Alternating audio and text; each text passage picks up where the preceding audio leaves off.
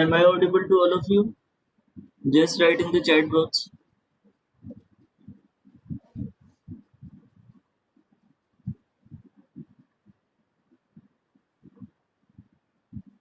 Okay. So I am sharing my today's presentation slides.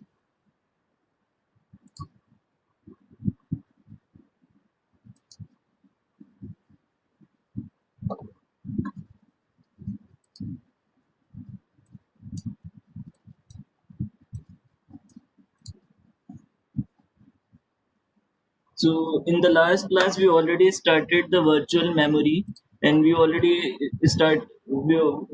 discussed its definition and its example.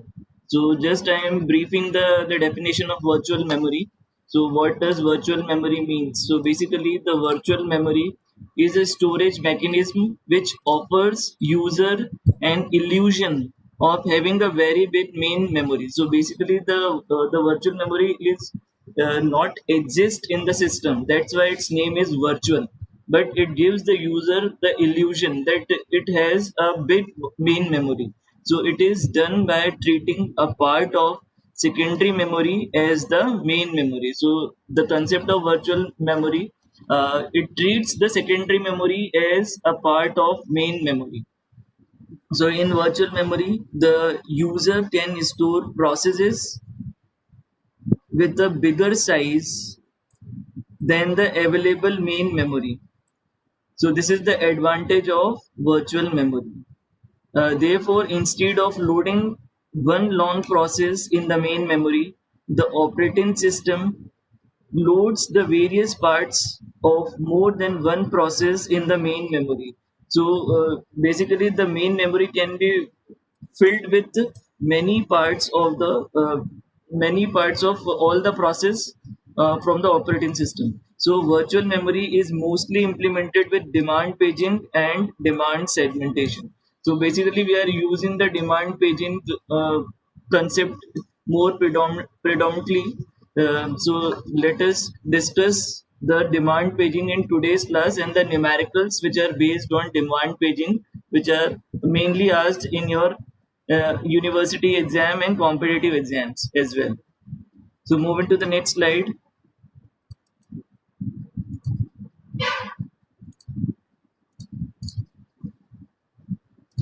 So in today's class, we are going to start a new concept which is demand paging. So the process of loading the page into memory on demand whenever page fault occur is known as demand paging. So whenever a demand is made from the page into memory, then demand paging concept will occur. So demand paging is a popular method of virtual memory management. In the demand paging, the pages of a process which are least used get stored in the secondary memory. So basically, the secondary memory is filled with the pages which are least used, because the pages which are mostly used uh, are basically stored in the cache memory. So a page is copied to the main memory when its demand is made or page fault occur. So here comes an important concept that whenever page fault occur, then that page from the secondary memory will transfer to the main memory. So there are various page replacement algorithms which are used to determine pages which will be replaced. So basically, the demand paging concept deals with the various page replacement algorithms, and these page replacement algorithms have different criterias in choosing the page fault. So all of you understand it. Just write in the chat box so that we can move further.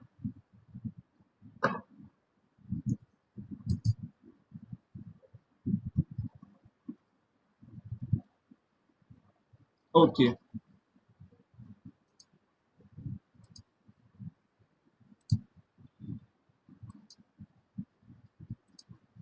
So moving to the next slide.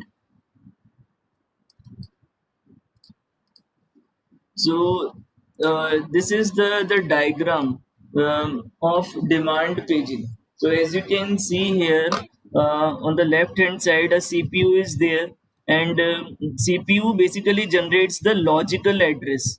So which is abbreviated as LA, logical address.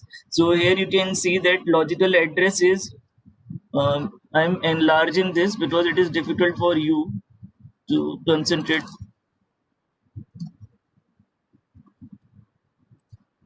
So now it is clearly visible to you.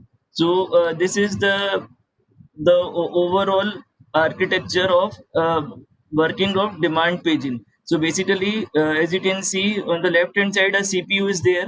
Then CPU generates the logical address, which is abbreviated as LA. So basically, the logical address is divided into two parts. So first is the page number, and the second is the displacement part. Then the page number basically try to find that page in the page table. So here you can see that on the page number, you can see that something is written here in the on the page number.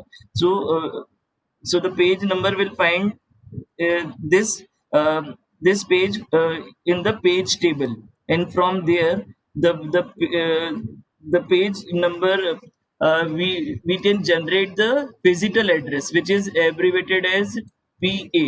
So the CPU generates the logical address, and the page table generates the physical address. So we already discussed how we convert the logical address into the physical address in our previous classes. So the physical address is divided into two parts. One is the frame number, which is abbreviated as small f, and this is the displacement. Now here you can see that in the logical address here, the displacement is of 10 bits, and also in the physical address, the displacement is of 10 bits. Now from the physical address, we are moving to the physical address space, which is abbreviated as PAS. So you can see that we are going to find the page number 2, because here a 2 is there, which indicates that we are in search of the page number 2. So we found the page 2 in the physical address space. Now the yeah, as you can see, a parallel thing is happening, that 2 has been already also transferred to the operating system, and from this 2 we are getting this 3, which is the page number of the logical address. So now this 3 is moved to the logical address space, which is abbreviated as LAS in the short form. And now this from the logical address space, we are translating it into the physical address space. And from the physical address space, this is the step number 4. And now from the physical address space, we are moving to the page table. This is the step number 5. So that's how the demand paging works according to this diagram. So you need to understand it very well, how this diagram is functioning. Now moving to the next slide.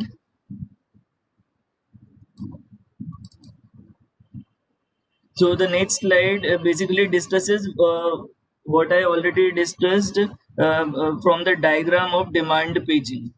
So moving to the next slide. So now comes the very important question, that what is a page fault? Because demand paging comes into picture whenever a page fault occurs. So we need to first understand what do you mean by the page fault. So if the referred page is not present in the main memory, then there will be a miss, and the concept is called a page miss or page fault. So basically, whatever the page we demand from the main memory, if that page was not found in the main memory, then that concept is known as the page fault. So the CPU, in this situation, the CPU has to access the missed page from the secondary memory, because the secondary memory holds that page, and that page is not currently available in the main memory. So if the number of page fault is very high, then the effective access time of the system will become very high, because most of the time the CPU is in search for finding that page which he demanded. So So basically, we need to decrease the number of page fault in order to effectively use the CPU. So all of you understand this concept? Just write in the chat box so that we can move further. Because there are some questions which are dependent, which checks the concept of page fault. So we are going to discuss it in our later slides.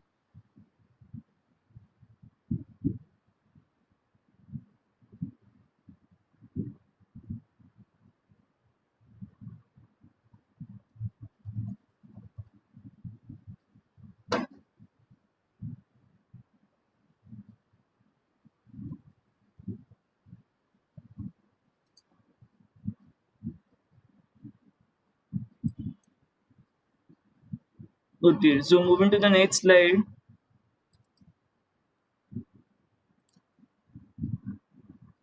So basically, the page fault occurs whenever a process accesses a logical memory page which is generated by the CPU that is not currently resident in the physical memory or in the page table. So as we already discussed from the diagram of demand paging. So MMU means the memory management unit causes a trap which is known as the interrupt, resulting in a context switch or to the operating system paging mechanism. So just you need to remember that the MMU causes the interrupt that page is not currently available in the main memory.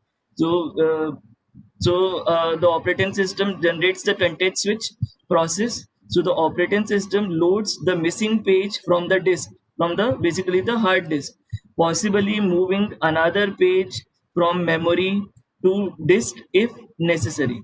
So basically now in order to use the demand paging concept, we need to move that page from the disk to the main memory, and this is basically used on demand. So that's why the concept of demand paging comes into existence in virtual memory. So moving to the next slide. So these are the three popular page replacement methods or the algorithms we are using in the page fault. So first is the FIFO. The second is, which is first in first out. Second is the optimal algorithm, and the third is the LRU, which is known as the least recently used page replacement algorithm.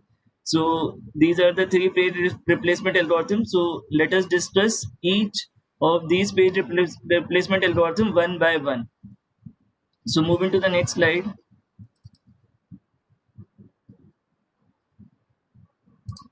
Now the first is the FIFO.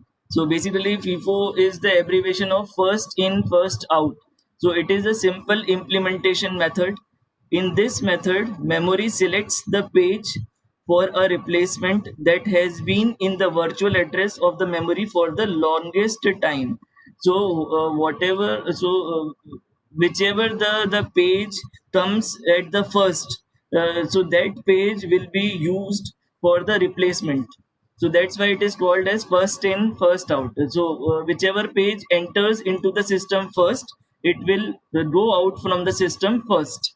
So the features of this algorithm are: whenever a new page loaded, the page recently comes in the memory is removed, because the page table is having the limited memory. So it is easy to decide which page number requires to be removed, as it identifies number is always at the FIFO step. So just concentrate on it. I will be back in a minute.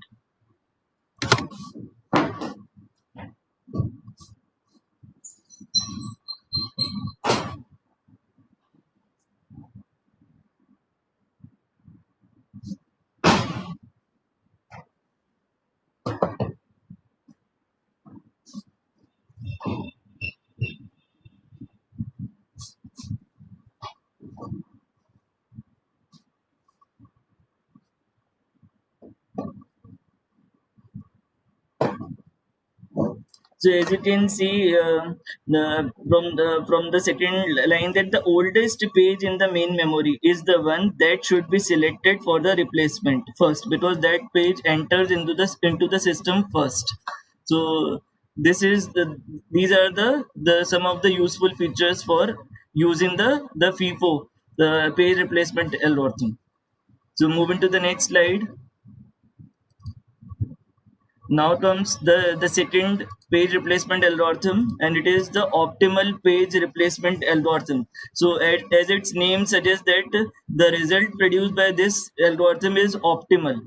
Means the best result is produced by this algorithm. So the optimal page replacement method selects that page for a replacement for which the time to the next reference is the longest. So basically, in this algorithm, we are concentrating on the future.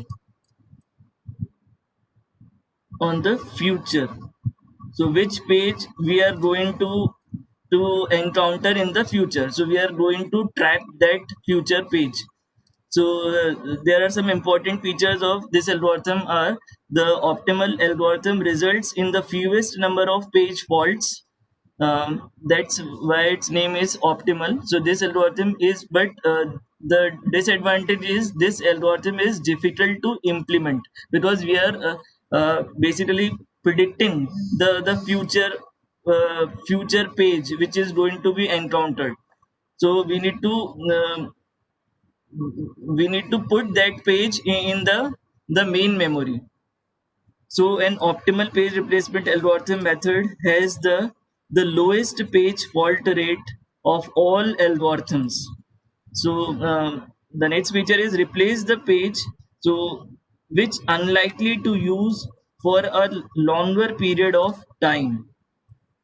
So we replace that page, which we know that that page is not used for the longest period of time. So that page will be going to be removed from the page table. So all of you understand it, just write in the chat box so that we can move further.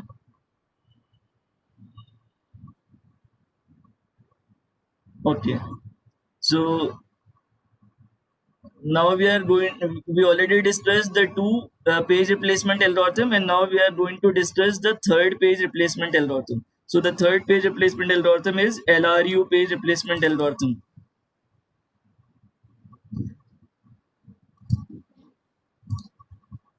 So LRU means least recently used page replacement algorithm.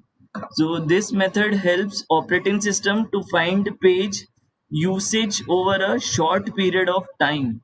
So this algorithm should be implemented by associating a counter with an even page. So basically, as we are concerned with the future in the case of optimal page replacement algorithm, but in the case of LRU page replacement algorithm, we are considering the past.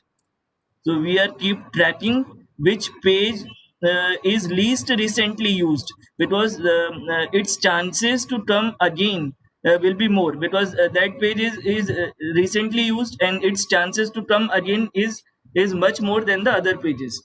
So so we are concentrating, or we are concerned with the past here. So how does it works? So basically, the page which has not been used for the longest time in the main memory is the one that will be selected for replacement. So here we are using the past concept, and not the future concept. So easy to implement. So keep a list, replace pages by looking back into time. So here we are looking back into time, and we are looking the past reference of the pages. So there are certain features of LRU page replacement. The LRU replacement method has the highest count. So this counter is also called the aging registers. So as we are keep tracking the how many times that or at what time that page has been in the memory, so we are maintaining the counter here. So that counter is aging, so with the use of aging registers. so which specify their age and how much their associated pages should also be referenced. So the page which hasn't been used for the longest time in the main memory is the one that should be selected for replacement. So it also keeps a list and replaces pages by looking back into time.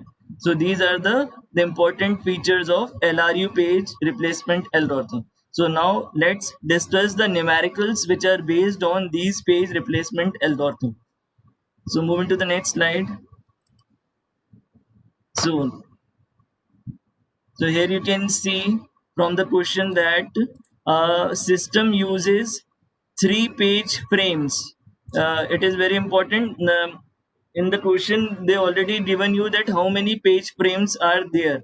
So here it is given that 3-page frames are there for storing process pages in main memory. Assume that all the page frames are initially empty. There will be no pages in the page frames. So what is the total number of page faults? So we need to find the total number of page faults that will occur while processing the page reference string. So this is the string given to us. So as you can count, this string contains the 10 iterations. Now this is 1, this is 2. As you can count, this is at the number 10. So we need to use this algorithm. First we need to use this reference string by considering the FIFO algorithm. Then we are using this reference string by using the optimal algorithm, and lastly we use this reference string by using the LRU algorithm. So just write in your copy this reference string, and note it down that here we are 3-page frames are there in the main memory. So let's solve this reference string by using the first algorithm, by using the FIFO algorithm. So moving to the next slide.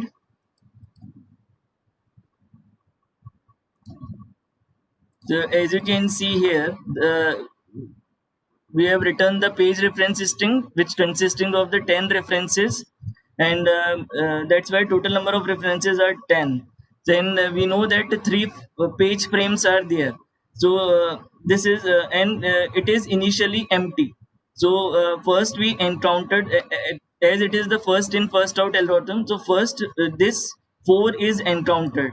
So we need to put it into the stack.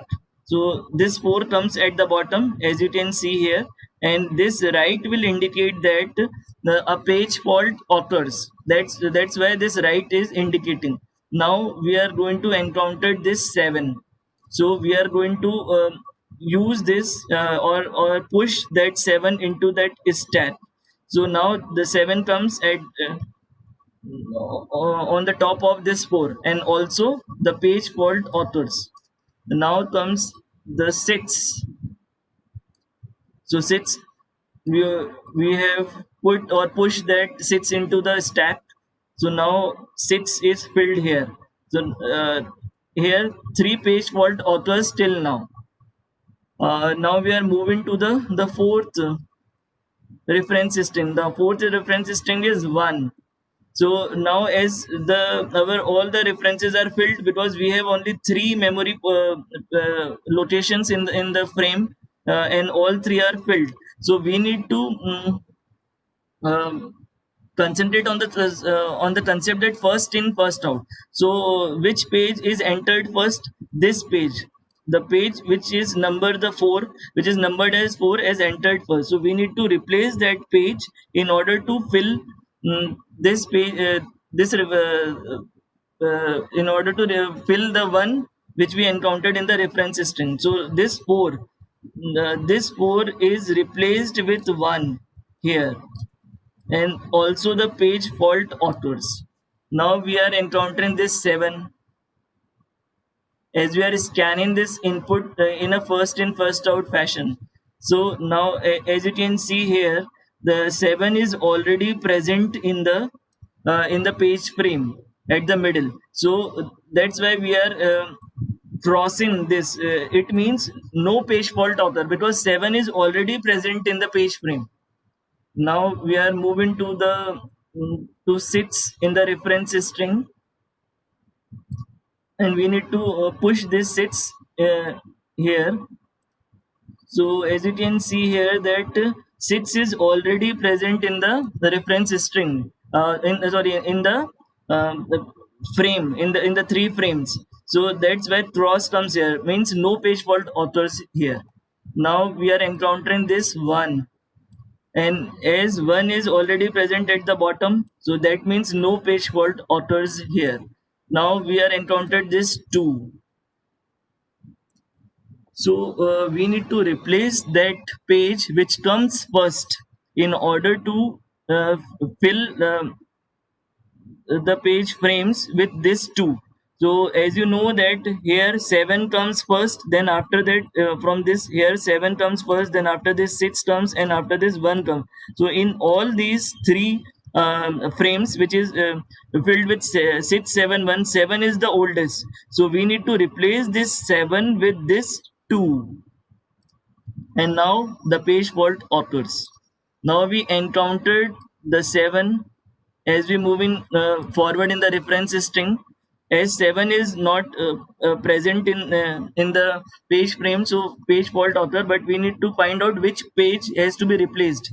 So from 2 1 and 6, so 6 is the page which is going to be uh, replaced, because that is the first page out of these three which we filled in the page frame. So 7 has been replaced this 6 here, and also the page fault authors. Then lastly we are encountering this 2. So we need to check if 2 is present here in the page frame, already present or not. So basically 2 already present here, so that's why no page fault author. So now you need to count the writes uh, in which page frame we already put the right. So as you can count it, so 1 2 3 4, then 5, and then 6. So it means the total number of page fault author is equal to 6. So out of these 10 references of memory, 6 references of memory encountered page fault. So all of you understand it, how this algorithm works, and how we are going to solve the numericals which is based on the FIFO algorithm. Just write in the chat box so that we can move further.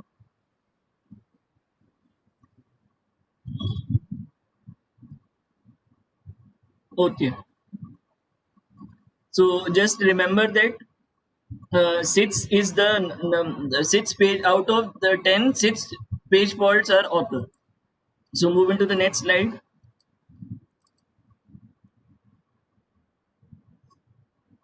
Now we need to calculate uh,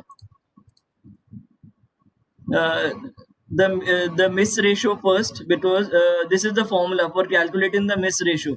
So total number, or the page fault. So total number of page misses upon total number of references. So as we already find that 6 pages are in fault out of the 10, so our answer comes 0.6 or 60% of the pages are in fault. And alternatively we can also find it by 1 minus hit ratio. So zero point 0.4 is zero point 0.4, or means 4 pages out of the 10 are not in the page fault. So it gives you the answer that hit ratio is 0.4, because 4 pages out of these 10 are not in the page fault. So you can also find the miss ratio or the page fault ratio by using this formula, 1 minus hit ratio. So which is 1 minus zero point 0.4, so it comes to be 0.6 or 60%. So by using this formula we are going to calculate the hit ratio. So by using FIFO algorithm, this is our answer. Now we are going to solve this question by using the optimal page replacement algorithm. So moving to the next slide.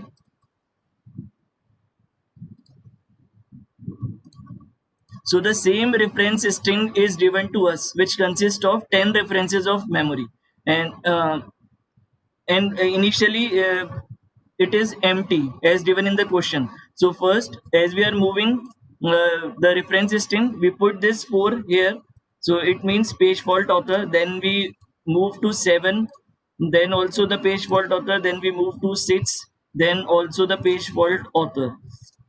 So now we encounter as all the memory spaces are filled, because we have only three frame references, and now we have one at the fourth memory reference. So now uh, we need to replace the one of the pages in order to fill the frames with one.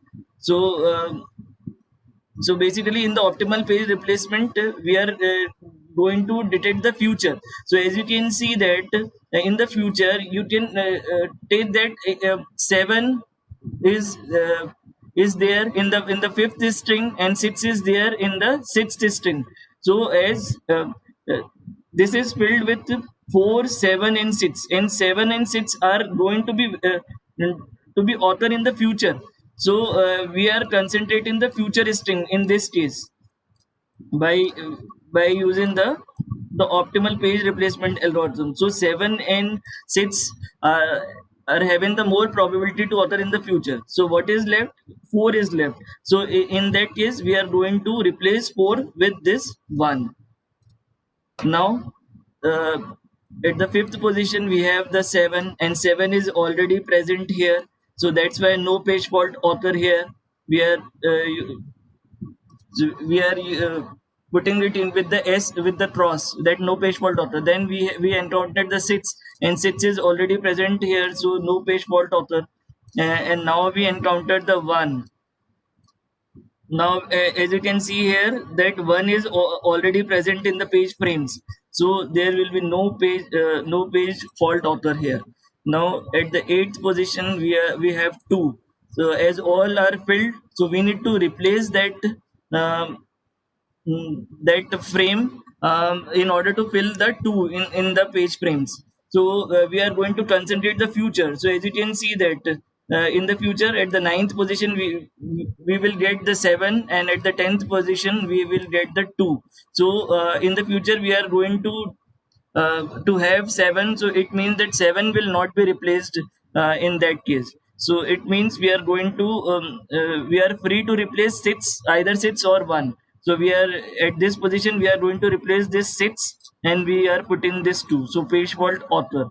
Now we are at the 9th position. So at 9th position we have 7. So 7 is already in the page frame, so no page fault author.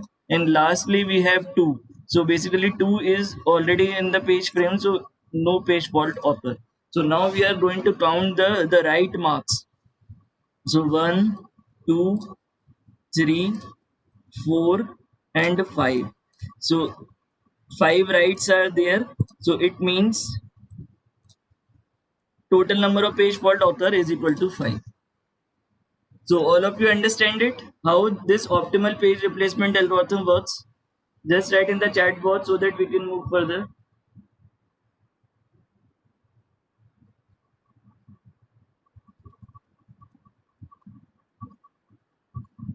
Okay. So moving to the next slide.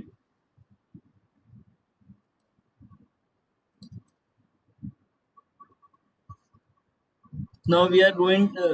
We need to calculate the hit ratio and the number of page faults. So according to the formula, the hit ratio can be calculated as total number of page hits upon total number of references. So here 5 pages are hit, means no page fault occur. So our answer is 0.5 or 50%. So 50% pages we found in the page table, and 50% are not found in the page table. And this is the second way of finding the miss ratio or the page fault ratio, 1 minus hit ratio. So here 1 minus 0.5 means 0.5 or 50%. So this is the answer we got from the optimal page replacement algorithm. So moving to the to finding the LRU, what are the answer we are going to get from the third algorithm, which is the LRU, least recently used. So moving to the next slide. So the same reference string is given to us. So the total number of references are 10. So we need to fill this as as as well according to the least recently used algorithm concept. So first we need to put this 4 here, so page fault author, and second we need to put this 7 here, so page fault author. Then we need to put this 6 here, so page fault author. Now all three are filled. Now if we want to fill uh, the page frame with one, then we need to replace one of uh, these already filled page references. So this will take the past, or we are here we are using the backward movement in order to find which page we need to replace. So we are at position number 1. Then if we are moving backward by one place, then we have 6, and if we are moving with 2 place, then we have 7. So which is the last one? So if we are moving 3 places, then we got 4. So 4 will come at the last if we are moving 3 places backward. So that means we will going to replace this 4 with 1. So here we are going to move with the concept with the past or the back while considering the reference string. So it means the page fault author. So now we are at the position number 7, which is the fifth position. So as already 7 is present there, so no page fault author, and we are moving to the sixth position. So 6 is already present here, so no page fault author. Now we are moving to the seventh position, which is 1, and already 1 is there, so no page fault author. And now we are moving to the eighth position, which is 2, as 2 is not present here, so we need to replace the page by taking the page which is lastly reference, or which is least reference. So as we move backward from 2, and from by moving at one position backward, we encountered 1, and moving 2 position we encountered 6, and by moving 3 position we encountered 7. So 7 we encountered by moving 3 position. So it means we need to replace this 7, and now we fill 2 at the place of 7 here. So it means the page fault author. And now we are moving to the ninth position of the reference string. So as 7 is not there uh, here, so we need to fill this 7 by replacing the string. So we need to move backward from 7. So as you can see that we encountered 1 by moving, we encountered 2 by moving 1 position, we encountered 1 by moving 2 position, and we encountered 6 by moving 3 positions. It means 6 is the least recently used. So we need to replace this 6 in order to fill this 7 here. So page fault author. And lastly we encountered this 2, as 2 is already present here, so means no page fault author. So now we need to count how many rights are present here. So 1 2 3 4 5 and 6. So it means total number of page fault author is equal to 6. So by moving backward, we can find the uh, our answer by using the least recently used algorithm. So moving to the next slide. So calculating the hit ratio. So it can be found out by total number of page hits by total number of references. So basically it is 4 divided by 10 or zero point 0.4 or 40%. So it can be also found by using this formula.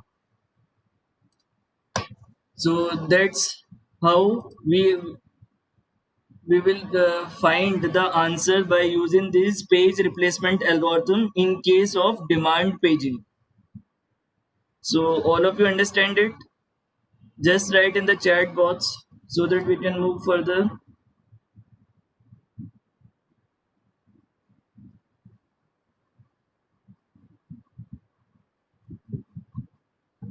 Okay. So only 5 minutes are remaining. So I am discussing some other important concepts in these 5 minutes.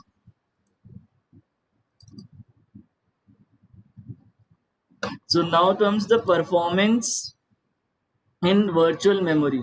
So assume that P is the page fault ratio, and when value of P is 0, that means there is no page fault and all page references are hit. And if the value of P is 1, that means there is no hit and all the references are fault, because we are denoting the page fault ratio with P. So the performance of virtual memory is dependent on total number of page fault, and we calculate it by using this formula, effective access time. So this is the formula. The effective access time formula is 1 minus P, means page fault ratio, then memory access time plus page fault ratio into page fault time. So this is very important formula in order to calculate the performance in virtual memory. So just remember this formula. We will going to solve a numerical which is based on this formula.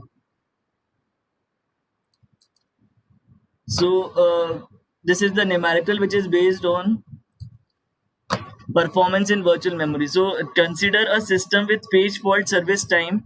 It is given to you. It is 100 nanosecond, and memory access time is 20 nanosecond, and page fault rate is 65%. In the formula, you have given that P.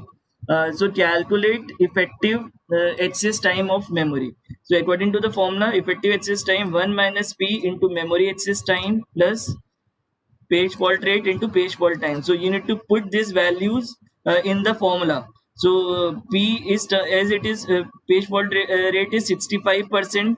So you need to write is 0.65. Then memory its time is 20 nanosecond. So 20 is there. Then as page fault ratio is 0.65 and page fault service time is as you can see here is 100 nanoseconds, so you need to write it 100 here. So now 1 minus 0.65 is 0.35 into 20 and 0.65 into 100, so it comes to 7 plus 65, so 72 nanoseconds. So effective access time of memory is 72 nanosecond. So this is the formula based how we're going to calculate the performance of virtual memory by using this formula. So all of you understand it, just write in the chat box so that we can move further. Only 2 minutes are remaining. Okay. So moving to the next slide. Now there are two important concepts: the advantages and disadvantages. So there are some advantages of virtual memory. The degree of multi-programming will be increased. We can restore many processes in one time in the page table. So user can run large application with less real RAM, because it is a virtual memory. It gives the illusion to the user, but not that memory is actually present. So there is no need to buy more memory RAMs. So these are some of the advantages of virtual memory. Now moving to the next slide.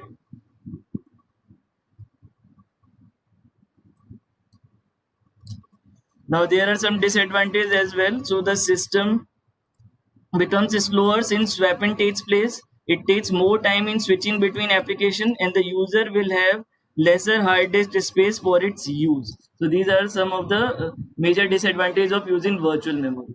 So so it completes our virtual memory uh, concept, and in the next class we are going to discuss the RAM and the ROM, and that will be the last class of your unit 4. So now thank you very much. You can leave this meeting.